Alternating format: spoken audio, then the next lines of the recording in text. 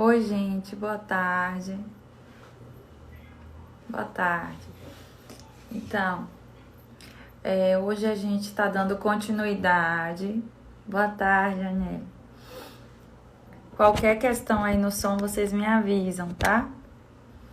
Hoje a gente está dando continuidade à extensão virtual, que tem a iniciativa de compartilhar alguns assuntos, né? Durante esse momento de pandemia, mas assuntos que estão relacionados à invisibilidade e distanciamento social que independem da situação de pandemia no país, né? Então, na semana retrasada, a gente falou um pouco sobre violência de gênero com mulheres no âmbito doméstico. E hoje a convidada é a professora Andréia Araújo.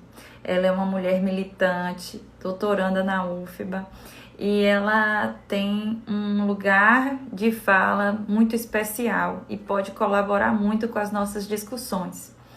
Então, o nosso diálogo é entendendo que... Oi, Andréia, você tem que mandar solicitação.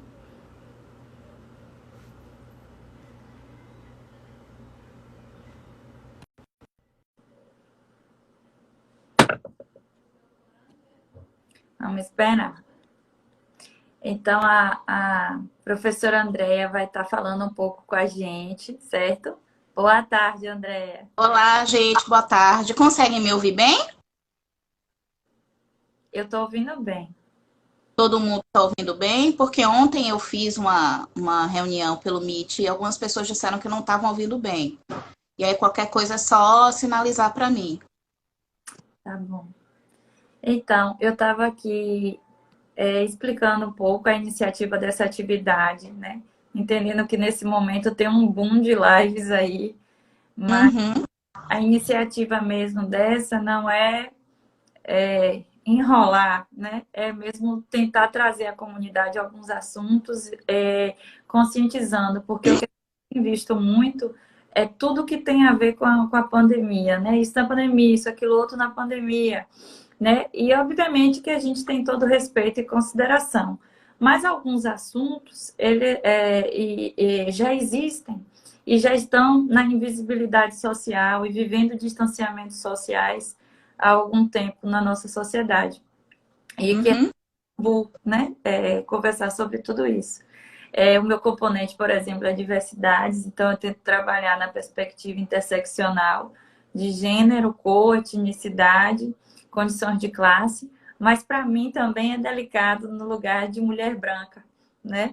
E entendendo que estudo o assunto, que tenham sim como colaborar com a pauta, mas também entendo, e já é uma iniciativa desde que eu estou nesses componentes que são transversais, trazer pessoas que possam colaborar com o componente, já que infelizmente a gente ainda vive uma realidade no Brasil de poucas mulheres negras dentro das universidades federais, né? Bem como poucas referências, né, de livros, de artigos. Isso ainda é um mito muito grande. E quando a gente traz à tona, e eu estou falando bem de modo geral, não especificamente da minha instituição, mas sempre é uma pauta, né? E como é que vai mudar o PPC agora? Como é que vai fazer e tal? Mas, de fato, né, é uma perpetuação de uma construção racial que está em todos os espaços e que a universidade não foge disso, né? A universidade como um todo, né? Então, a Andrea esteve com a gente no campus no ano passado, né? Foi bem bacana. Espero em breve convidá-la para Santa Amaro para estar com a gente lá. E dessa vez aqui em Manitoba vai ser outra vibe, certo? pandemia. Dessa vez vai ser diferente. Não sei se você conhece Santa Amaro. Conheço, conheço. Pronto. Então, em breve, esperamos que possamos estar juntas lá novamente para você conhecer o pessoal também, né? Então, e aí, trazendo esse tema, mulheres negras. questões de classe, mas trazendo muito na perspectiva de que como foi falado na semana retrasada sobre violência de gênero. As mulheres sofrem violência de gênero antes da pandemia, durante a pandemia isso está acirrado, e no pós-pandemia como é que vai ser isso? E falar de violência de gênero ainda é um caos, né? Imagine que a gente sempre recebe um questionamento ou outro porque está trazendo aquele assunto, né? E aí agora eu vou ficar aqui mediando a live, vou ver se alguém tem comentário para falar, uma colocação, mas desde já, André, eu quero te agradecer mesmo por essa disponibilidade para a gente de novo, né? E agora de modo virtual. Queria que você se apresentasse, falasse um pouco da sua visão mesmo enquanto mulher militante, sobretudo nesse contexto atual. A gente vem trocando figurinhas e ainda hoje eu falei, meu Deus, toda hora surge uma pauta. Tá?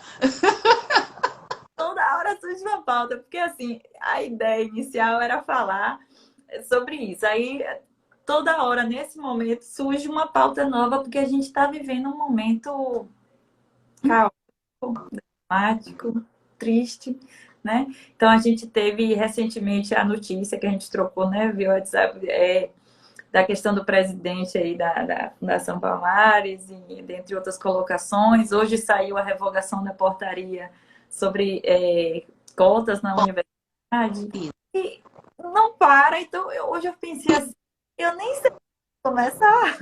Nem sei Esse ínterim, o ministro da Educação caiu, então assim, a gente vai trocando a roda com o carro em movimento, né? Então assim, eu agradeço a Jamile mais uma vez o convite, né? Eu sou a professora André Araújo, a minha área é letras, sou licenciada em letras vernáculas, sou mestre em literatura e diversidade cultural e sou doutoranda em literatura e cultura.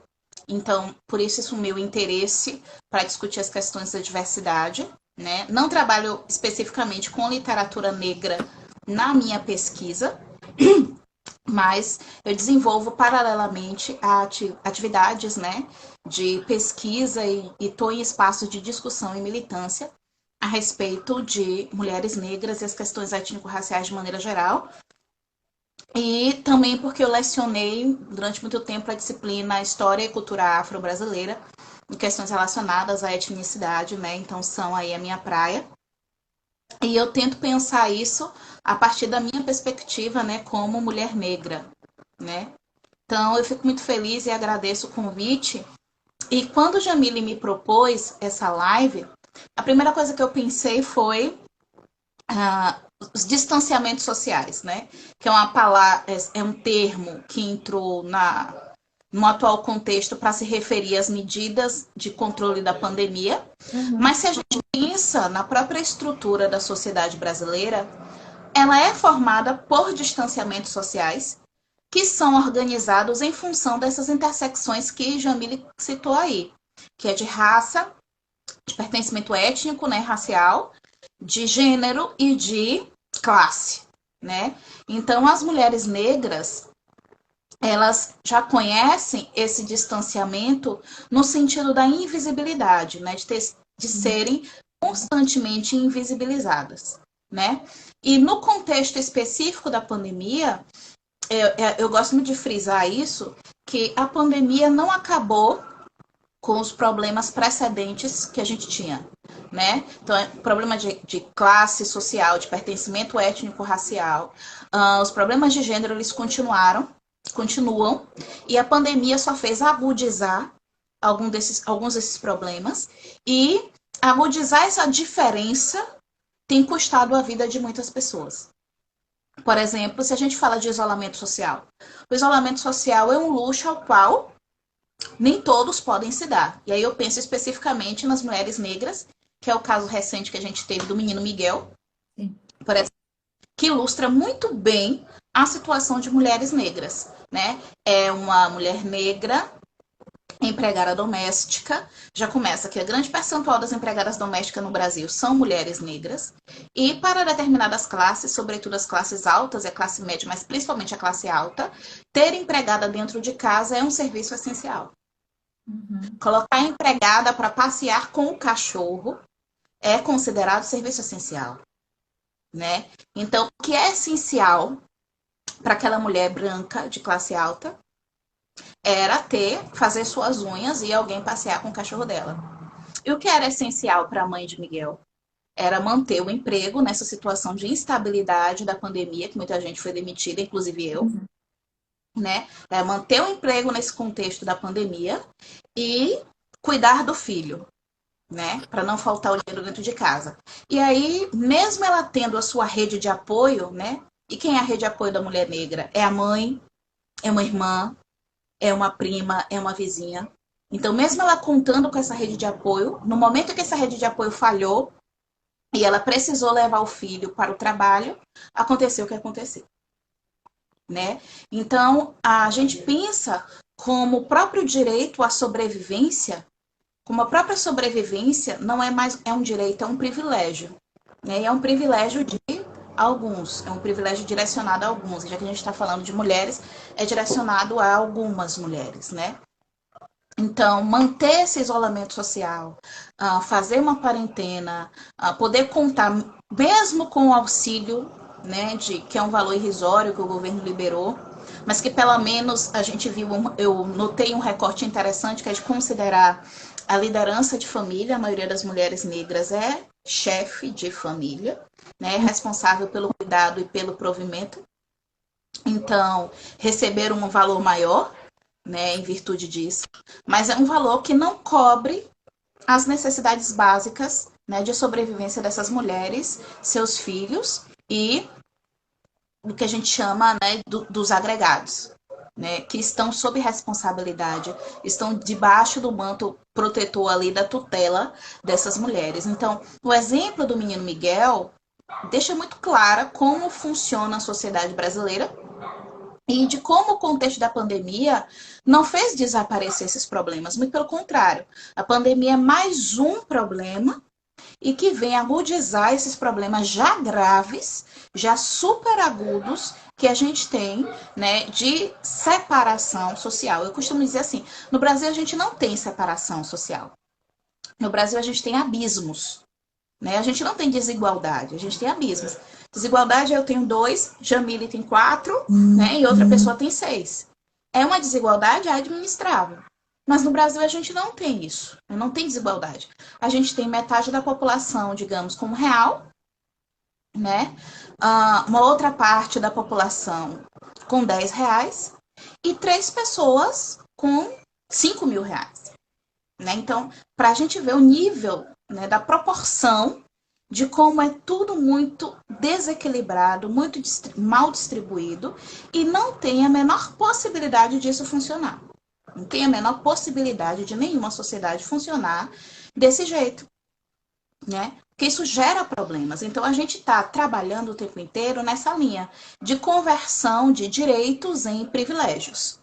Então, Sim. hoje, o direito ou o dever social de você fazer um isolamento, de você manter determinados cuidados. Quem é que pode ter esses determinados cuidados? No momento que a mulher negra saiu para cuidar do cachorro da patroa, em plena pandemia, inclusive já tendo tido coronavírus, né? Ela perdeu o filho. Então, não tem o que você dizer no custo de uma coisa para outra, né? E Uma distração. a situação foi calada por R$ 20.000. Exatamente. Então, o que para uma é uma bobagem, é um passeio com um cachorro, para outra custa o filho. Então, são pesos completamente diferentes aí, e que foi resolvido sim, com a quantia irrisória de R$ 20.000, e que muito dificilmente a gente sabe que isso vai resultar em alguma coisa, né? De fato. Já se calou também diante disso. Sim, sim. Então, esses problemas, essa invisibilidade, esse distanciamento social, com a pandemia, ele tende a aumentar, né? Ele tende a aumentar. Porque a gente não tem, por exemplo, no Brasil, políticas públicas pensadas a partir desse recorte interseccional, né? De pertencimento étnico, racial, de classe e de gênero, né? A gente não tem políticas públicas que levem em conta essa questão das intersecções. E aí, mais uma vez, a classe das mulheres negras fica sem uma política pública direcionada e fica sem esse amparo. Lembrando que a pandemia veio num dos piores momentos políticos do Brasil, não só pela atuação pública desastrosa do presidente, mas por um momento que a gente tem uma diminuição do Estado, uma diminuição absurda que o Estado abraça a perspectiva do Estado mínimo neoliberal e ele deixa de ser provedor e protetor da população nesse momento. É em momentos desse, como a pandemia, que a gente vê a importância de um Estado sólido e de políticas públicas que garantam o bem-estar social. É nesse momento que a gente vê a importância do Estado e de um governo. E a gente não tem nenhuma coisa nem outra. A gente tem um governo desastroso e a gente tem um Estado que está minimizado, né? E que não está nem aí para a questão do bem-estar social, né? Terceiriza isso.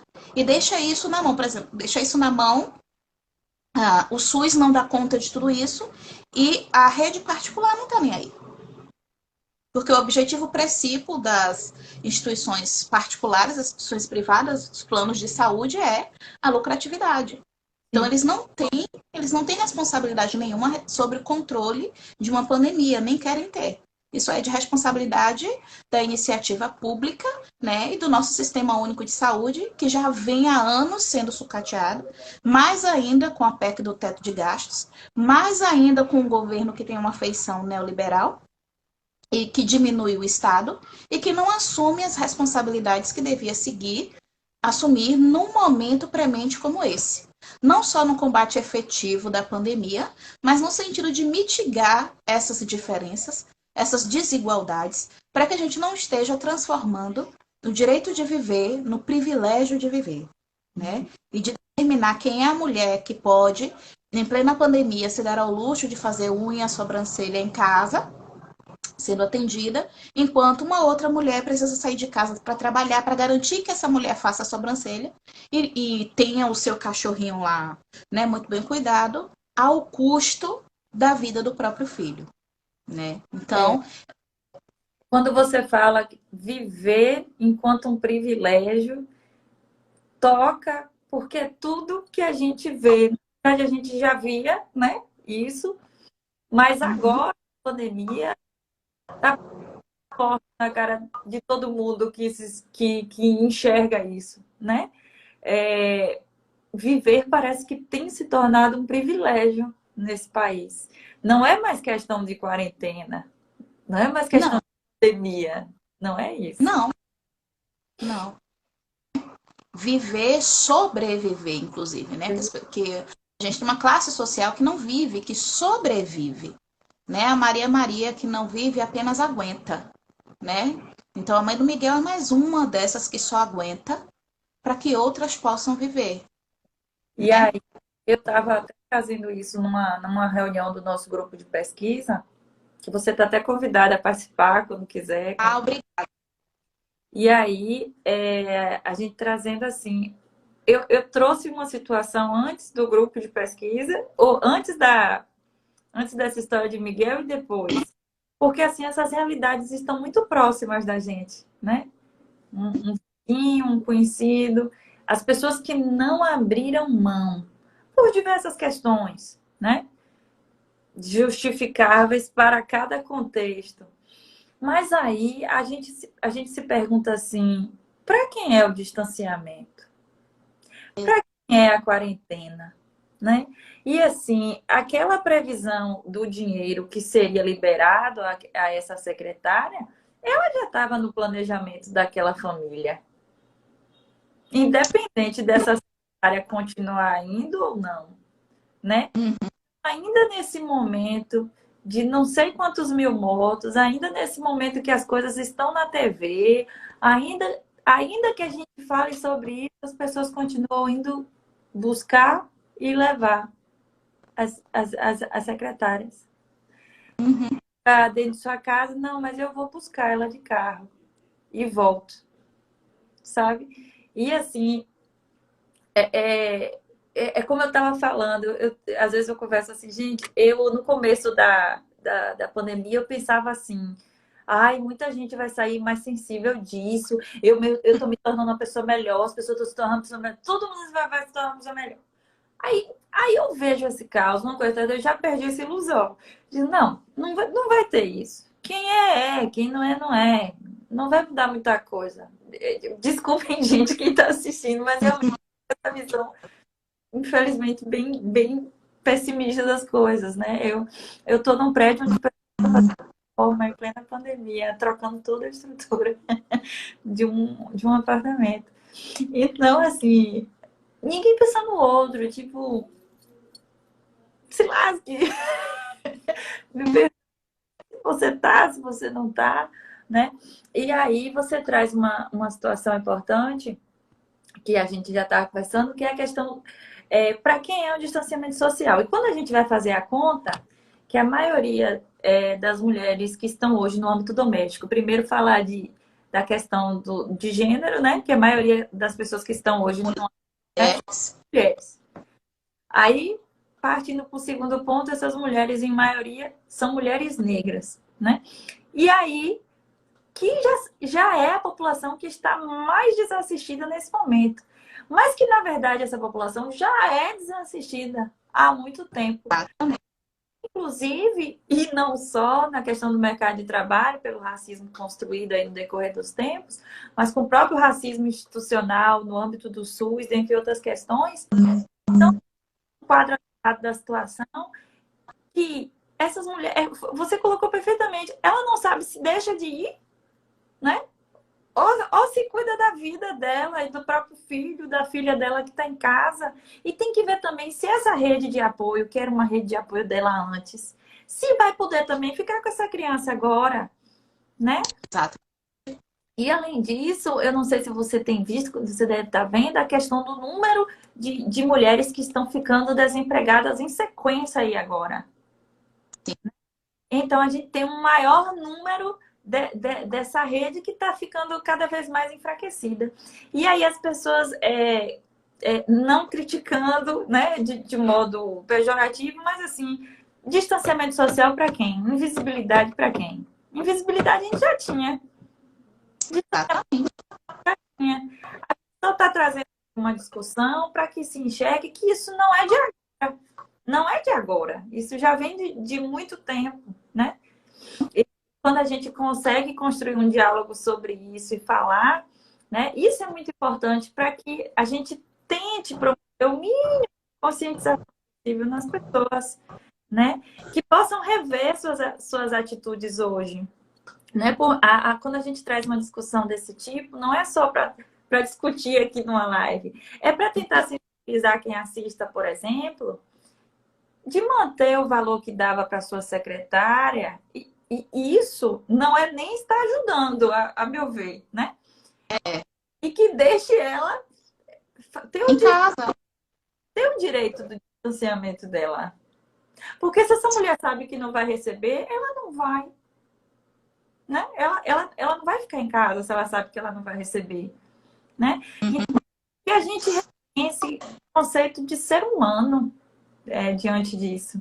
Né? E aí tem a questão que o feminismo negro traz desde o princípio, né? E que aí hoje a gente pega e dá a cara para bater mesmo enquanto pessoas brancas, que não se fala mais nesse momento de cor, se fala de privilégio. Exatamente. Sabe? E é muito forte, é delicado trazer isso, mas a gente precisa reconhecer a questão do lugar de privilégio, né? Se eu minimamente não reconhecer meu lugar de privilégio, eu não tenho um ponto de partida para rever essas situações, né? Não é ser politicamente correto, porque às vezes, não, Jamila, você quer ser politicamente... Não é isso. Não, é só ser minimamente decente. Minimamente decente, né? Ser gente, né? Ser gente e reconhecer o caráter de gentidade, e reconhecer a humanidade do outro. Mas para quem está historicamente acostumado a esses privilégios a ponto de naturalizá-los, ele não enxerga a empregada doméstica como uma pessoa. Ele vai enxergar como um criado mudo, e que nem um eletrodoméstico, né? Ah, precisou levar a criança para o trabalho. É um estorvo que eu estou disposta a aturar para ter o meu privilégio mantido, né? E a gente vê como as coisas são no Brasil. Tem gente fazendo live aí, famosos fazendo live, gente que vai fazer quase 50 anos, gente de 45, mulheres de 45, 48 anos, dizendo, ai meu Deus, eu lavei prato. Eu digo, gente, pelo amor de Deus, você é uma mulher adulta, mãe, não sabe lavar um prato, não sabe lavar sua própria roupa, não sabe fazer absolutamente nada. Então, você vê um nível de distanciamento que essas pessoas têm da realidade. Sim. E para elas não interessa conhecer a realidade. Porque Parece conhecer a realidade vai mexer com os privilégios. E é tudo que as pessoas não querem, é mexer com os próprios privilégios. grave. E aí, dentro dessa questão do privilégio, eu queria trazer contigo a questão do antirracismo, né? Outro dia eu estava discutindo aqui a gente tem grupo no WhatsApp, né? Com a turma e tal, enfim. Só altos babás, altas tretas. Aí, cara, uma postagem lá, né, sobre o antirracismo e tal, que é algo que vem sendo discutido. Na verdade, algumas autoras do feminismo negro proporam a questão do antirracismo. No meu entendimento, o antirracismo é algo que deve ser inerente nosso, né? Na condição de mulher, de homem que for, na condição de pessoas brancas. Mas aí o pessoal começou a questionar o boom do antirracismo, né? E aí a gente vê um lugar positivo, eu vejo de dois modos. Tem um lugar positivo, que é um boom onde se fala muito mais do assunto do que somente as pessoas que militam na causa. Mas tem de um outro lado também uma certa apropriação do que seja o antirracismo, né? Para estar, de algum modo, ocupando também o lugar que não é seu de algum aspecto, né? Aí eu queria ouvir tua opinião um pouquinho sobre isso. Bom, voltando, né, ao antirracismo, eu concordo muito com o que você disse. Tem um lado bacana, que é da discussão ser posta, porque a primeira coisa, o primeiro problema no Brasil é o seguinte: enquanto nos outros países você consegue desenvolver uma discussão sobre o racismo de alguma maneira mais franca, mais aberta, mais direta, né, no qual ninguém pode dizer, por exemplo, nos Estados Unidos não há racismo, né, não se pode dizer isso, né? É um dado real, é um dado objetivo, né? Então as coisas estão postas de maneira muito clara. E é diferente do Brasil, onde há o status ainda de que se diz: o racismo está nos olhos de quem vê. Se você se sentiu ofendido, é você que inventou o racismo, é você que é racista. Né? Então, assim, a gente colocar a pauta do racismo e do antirracismo é interessante. Mas, por outro lado, a gente tem dois problemas. Um é que é o esvaziamento da questão, apenas do falar, falar, falar. Vamos falar, falar, falar, falar, falar muito, Hashtag. né? Isso, não ser propositivo, não resultar nenhuma ação efetiva a partir disso aí, e só seguir o barco, né? E não mexer no âmago da questão, né? É o que eu chamo de diluir a realidade em puro discurso, né? Então vai se falar o tempo inteiro a respeito disso, mas isso não trará nenhuma consequência real, nenhuma consequência efetiva. E o outro problema é esse que você citou aí, né? Tem gente que é muito doida da cabeça, sinceramente. Eu vi, por exemplo, um movimento de um pessoal aí agora nos Estados Unidos é capaz de se aparecer no Brasil, né? Porque o Brasil imita muita coisa dos Estados Unidos. Inclusive a discussão de antirracismo, que precisa ser pensada. Nos Estados Unidos a discussão de racismo flui de um jeito, aqui vai fluir de outro, porque a gente tem configurações históricas, né, e práticas de racismo diferentes. Sim. Aqui a gente tem um racismo muito cordial, muito velado, muito difuso, por isso muito mais difícil da gente combater. E lá não, é um negócio às claras, então dá para discutir. De pessoas, um grupo de pessoas que está saindo de joelho nas ruas, um abraçado no outro pedindo perdão, pessoas brancas pedindo perdão pelos que fizeram com os negros. Eu digo, gente, pelo amor de Deus, a gente não quer pedido de perdão. Sim. A gente quer mudanças efetivas, né? no que concerne às nossas condições de vida, as nossas condições de existência na sociedade, né? Então não é pedido de desculpas, não é pedido de perdão que vai mudar alguma coisa. E do outro é a questão daí do protagonismo, né? A pauta antirracistas em evidência, ela vai ser rapidamente apropriada, não necessariamente por setores que querem de fato resolver o problema, mas porque vem na discussão uma oportunidade de se projetar. É como a gente está vendo aí nas redes sociais, vou ceder o meu lugar para um negro. Não fica muito claro, eu vou ceder o meu Instagram para uma pessoa negra durante X período de tempo e eu vou faturar duplamente nisso, né? Vou ganhar mais seguidores, vou ficar com cara de ser alguém bacana, socialmente comprometido, né? E o meu privilégio aí vai estar intocado, né? E ainda fica, poxa, eu sou uma pessoa muito boa, eu dei meu Instagram para uma pessoa negra falar. Então a ideia, isso não mexe em nada no privilégio, né? Isso é pura firula, né? Jogar para a plateia. E me incomoda muito essa discussão antirracista que joga apenas para a plateia e não se compromete de maneira nenhuma com mudanças reais, objetivas e estruturais. Porque né? às vezes não tem uma continuidade, né? Então, por exemplo, quando a gente viu a história do Menino Miguel, que são histórias, para mim, é a replicação de histórias que a gente está vendo bastante em vários locais, Sim. é o seguinte, hashtag pela vida de Miguel, hashtag vidas negras importam, hashtag, hashtag, hashtag. Uhum. Aí, quando você conhece algumas pessoas, infelizmente você tem o prazer e o desprazer de conhecer algumas pessoas, aí você fala assim, essa pessoa tá colocando hashtag aqui? Exatamente. Mas Eu esse me chateei. é o momento. Então, assim, É. já estive em algumas situações em próprio ambiente educacional, né, das pessoas estarem colocando discentes ou concorrentes negros em um lugar de inferioridade, antes mesmo da pessoa passar Sim, pelo processo. sim. Hashtag, eu digo, gente, eu vou para o mundo, eu quero descer, eu vou sair do Instagram. Então, assim, essa é a questão maior, né? Não é que seja contra. Isso que eu estava tentando conversar com o pessoal. Não é que a gente tem que ser contra. A gente é a favor do antirracismo.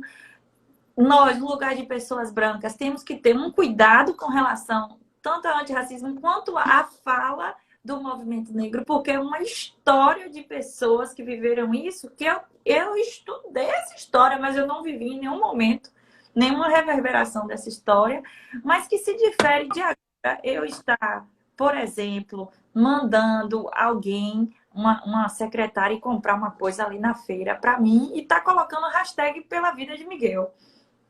Exatamente. Então, e mais interessante é, os antirracistas brancos parem de discursar para os negros, vão discursar para os brancos também, tentar trazer outros brancos e alertá-los sobre seus privilégios, né? Alertá-los contra isso. Então, não adianta pregar para convertido, você tem que pregar para quem não quer abrir mão desses seus privilégios.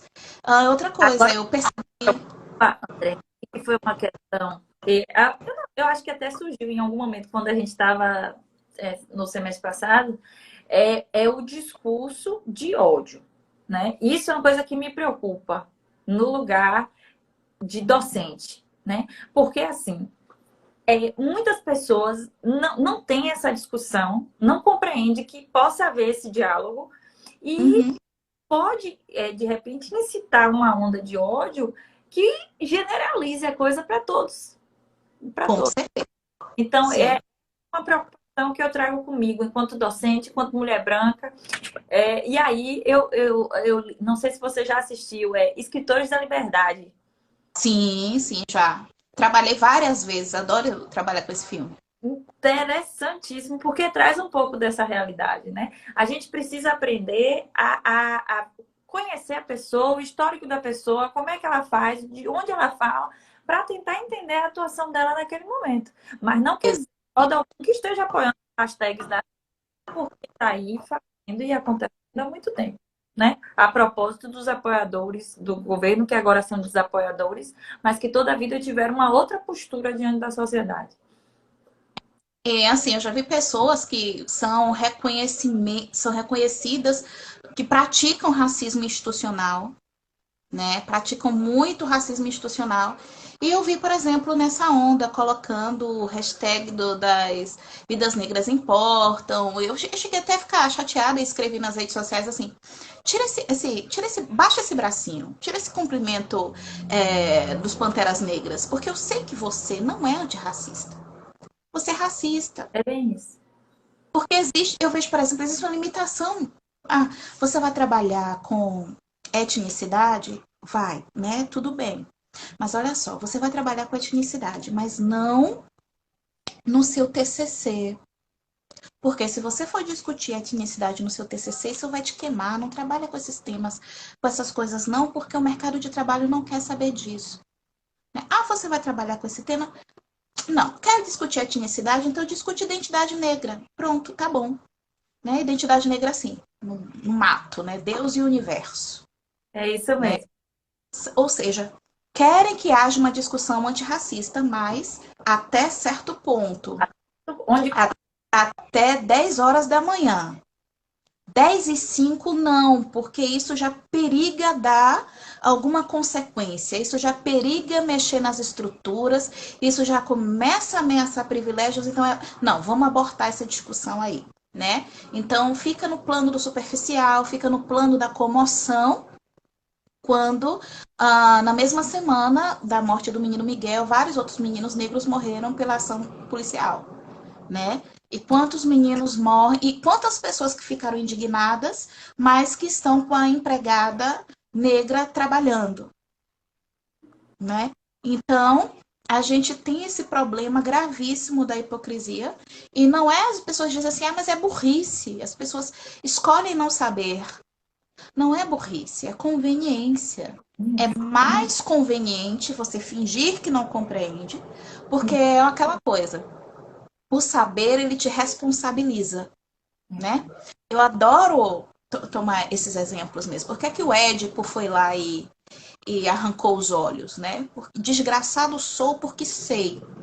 Quando você sabe, já o é. saber te compele a agir. Então você não tem mais para onde fugir. Quando você sabe, você admite que você é um sacana mesmo. Ou você é obrigado a tomar uma decisão e dizer, poxa, eu vou encarar e eu vou mudar isso.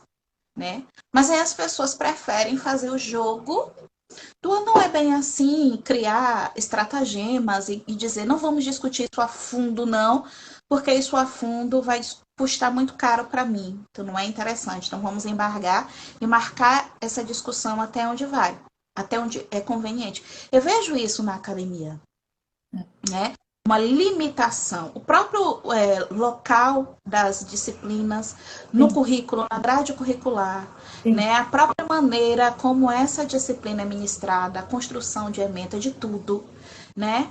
A seleção de docentes, o espaço que vai se dar essa disciplina, tudo é intrinsecamente pensado ali, Sim. né? Para isso. Eu não acho que, não vejo problema nenhum em uma professora branca ministrar essa disciplina, né? Mas que tem essa leitura e que tem esse posicionamento que você tem. Olha, eu penso nos meus privilégios e penso o mundo a partir deles, né? E levo isso em consideração para análise. O E, problema, o problema é que a gente tem, né, um jogo mesmo que impede que qualquer mudança mínima aconteça. Se houver uma mudança, precisa ser aquele tipo de mudança. Vamos mudar para que tudo continue igual. tudo continua igual. Exatamente isso. Exatamente. Então são essas superficiais. E, Superficiais.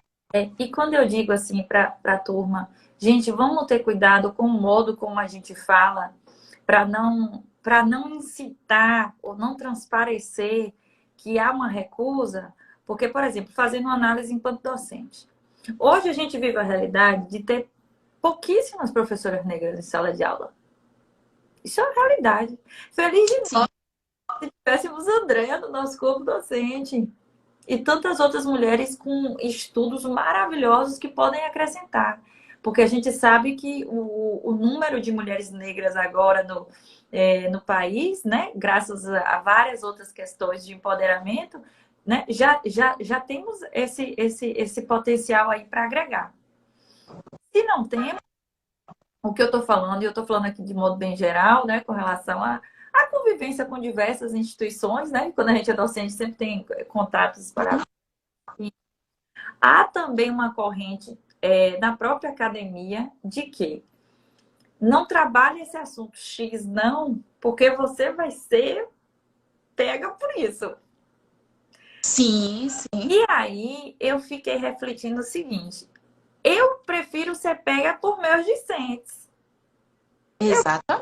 Eu quero tomar o saculeja por eles. Eles têm que dizer, Jamile, olha, exagerou. Você não pode falar disso. Aí eu vou dizer, mas eu posso. E a gente vai entrar na discussão em sala de aula. Mas assim, se a gente fortalecer... E é a discussão que é interessante.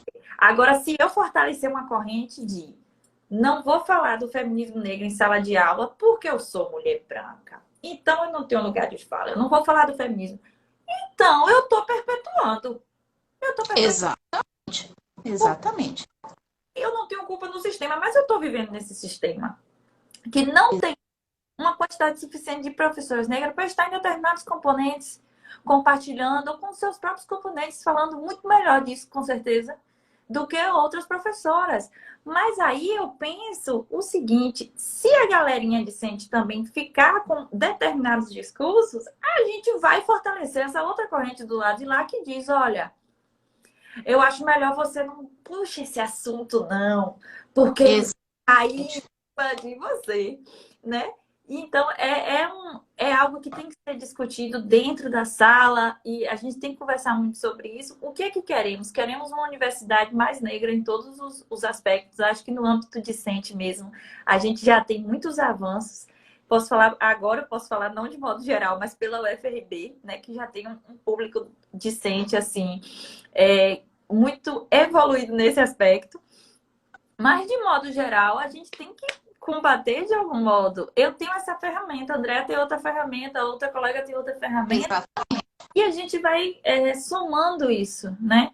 Para tentar, né? O que não se pode é fazer coro com quem quer interditar a discussão.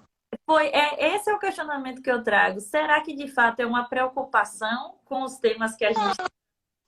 Não. É uma vontade de interditar a discussão. Né? É para interditar a discussão, né? E tutelar, inclusive, essa discussão. Até onde vai, né? Até onde se pode dizer. Você vai tocar nessa discussão, mas só num ponto em que ela seja confortável. Você vai tocar na discussão até que ela não chegue no teu conforto. Não toca nessa discussão não, porque você vai se expor, né? E ela pode trazer algum desconforto a você, né? Mas ensinar, eu penso que a atividade docente é isso, né? A via de mão dupla, né? A atividade docente precisa, inclusive, me afetar, porque se ela não me afeta, se ela não me bota para pensar, então... se eu não paro para pensar no que os alunos dizem, então eu estou fazendo alguma coisa errado, né? Então, assim, existe uma rede de protecionismo muito grande. E eu também tenho problemas com a noção, o conceito de lugar de fala é um conceito potente, né? Vem dos estudos do discurso, né? Do locus de enunciação, que vai dizer que todo discurso é político, e ideológico, e está relacionado aí ao local de quem está falando. E sistematizou-se, né, essa virada dos estudos do discurso para pensar os estudos sobre, né, determinados segmentos. Mas algumas pessoas estão usando isso também como reserva de mercado. Eu sou mulher negra, só eu posso falar com isso. Eu não sou ingênua a esse ponto. Porque senão a gente vai ficar numa coisa do eu só posso falar sobre isso se eu tiver vivido.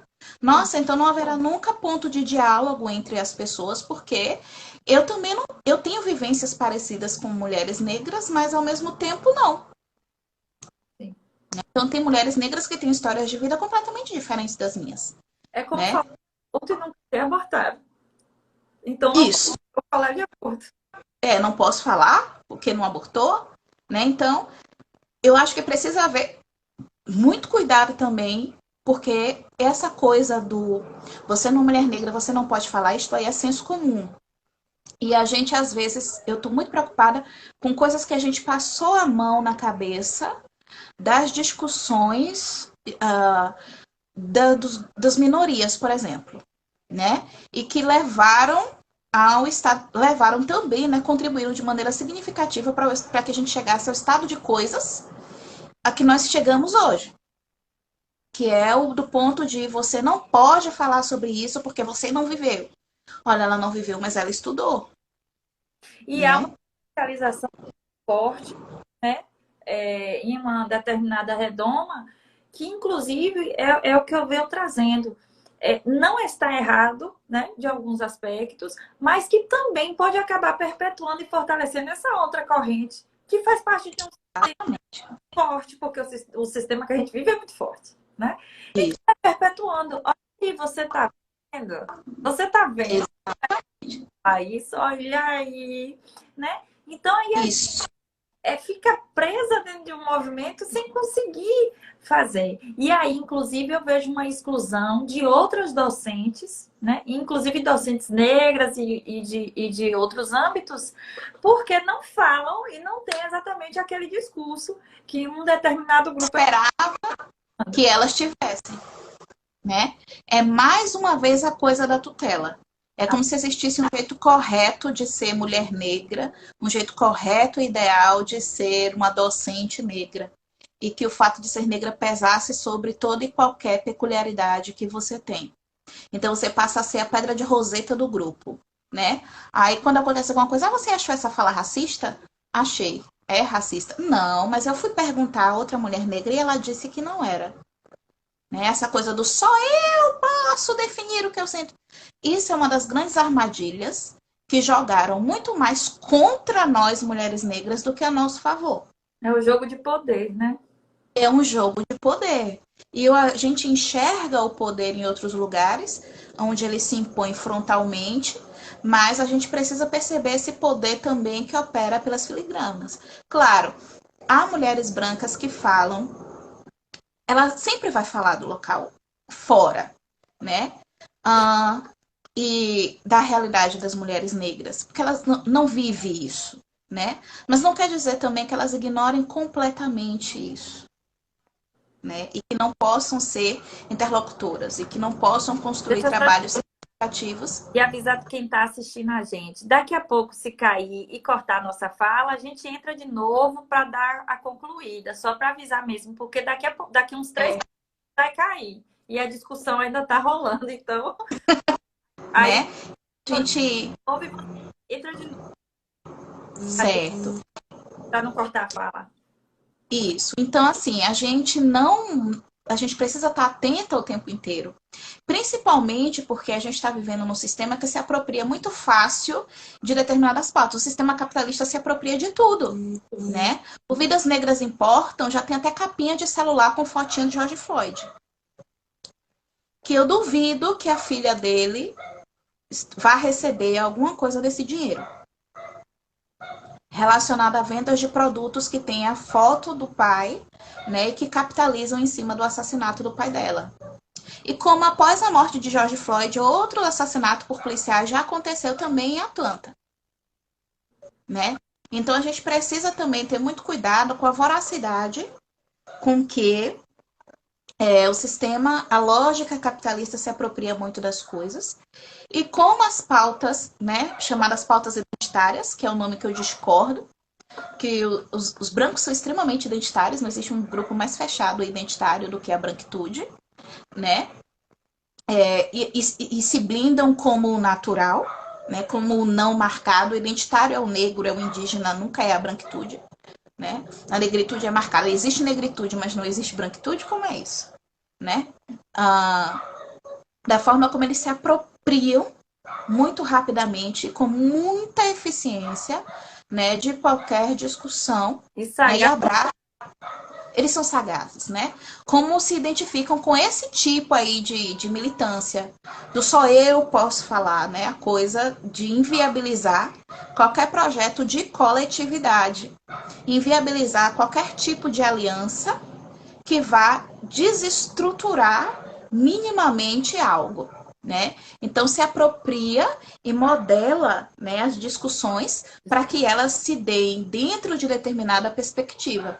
Então quando a gente se dá conta, a gente está ali caindo no engodo da realidade ou da liberdade, porque não há prisão, não há uma prisão mais eficiente do que aquela que tem a aparência de liberdade, né? Eu estou fazendo isso porque eu quero, não sei. E não é porque você quer, você está seguindo um script que foi determinado ali para você seguir, né? Você ainda está sob tutela. E é muito interessante e muito necessário a gente pensar isso. Perfeita essa fala, André. Perfeita, perfeita. Né? Nessa frase é, né? Não há nada que nos prenda mais do que a ideia da liberdade. Né? São diálogos que tocam muito nesse aspecto, mas que eu vejo a necessidade premente, veemente, urgente de mais mulheres com esse discurso estar mesmo falando na mídia, nas universidades, nas escolas. Eu acho que a gente, como sociedade, precisa, né, dessa mudança no sistema que nos engole desse modo, né? Então, eu não sei se alguém colocou alguma pergunta, alguma questão por aqui, mas eu vi que teve alguns comentários, né? Então, eu até pensei em entrar em outras pautas, mas eu sei que o tempo é curtinho, né? Hoje teve essa questão da portaria das cotas na pós-graduação, que é um Sim, já limita significativamente. Muitas mulheres negras precisam dessas cotas para seguir suas carreiras acadêmicas, que é um meio extremamente competitivo, demolidor para mulheres negras. e para Né? espaço, né? Nesse espaço que também é de vocês, é nosso, na verdade, nós, mulheres, pode haver essa questão, né? Porque só brancas, porque uma preta para 10 brancas, um preto para 10 brancos, né? É uma realidade que incomoda bastante. Exato. Quem tem um mínimo de senso crítico. Portaria perversa, assim, colocaram. Portaria perversa, mas que já vem de um conjunto aí, tem um arcabouço daí que já preza por isso e que a tentativa é justamente essa. Afinal de contas, quando coloca uma fila lotada para receber um auxílio, ninguém está pensando na proteção de ninguém. É a necropolítica. A gente vive a necropolítica. Política. André, eu queria te agradecer. Eu acho Eu que agradeço. que não cortado. Gostei do nosso quadro no seu diálogo, na sua fala, nos seus estudos, né? E estamos aqui, agradeço em nome do grupo de pesquisa, tá? Lá do Secult. E é isso, vamos trocando as figurinhas aí. Espero que quando isso acontecer, lá em Santa Maria, com uma maniçoba dessa vez, você não vai isso aí. como da última, né? Abafa. E que tem as benzedeiras. Precisa ver as benzedeiras. Meu Deus! Pois tá bom, gratidão a quem participou. Um abraço, gente. Esse vídeo vai ficar gravado na Web TV, o FRB, que a gente tá fazendo esses arquivos lá, e vai ficar disponível para quem quiser dar uma olhadinha, tá bom? Tá bom. Tá, gente, gratidão a todo mundo. Beijão. Tchau, gente. Boa noite. Pega fogo, cabaré, que hoje ainda deve ter. Hoje tem Jornal Nacional. Hoje tem Jornal Nacional. Com suco de laranja. O Aniele, obrigada. É decente da gente também. Beijo. Tchau. Tchau.